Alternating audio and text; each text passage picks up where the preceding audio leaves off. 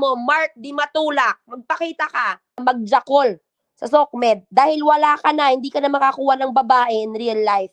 Kumuha ka man ng puta sa totoong buhay, hindi ka na tinitigasan. Ilang years mo na hindi nakikita yung titi mo, Alpha Q. Ilang years. Sa laki ng tiyan mo, sa liit ng titi mo, hindi mo na nakikita yan. Ilang years na ba?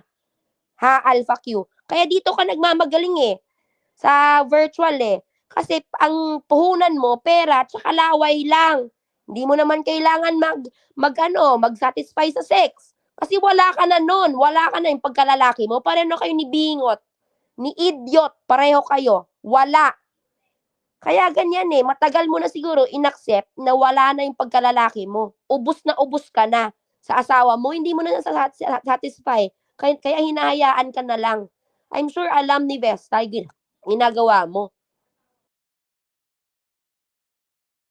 Obsess sa'yo. Sino ma-obsess sa'yo? Sa mukha mong yan, sino ma-obsess?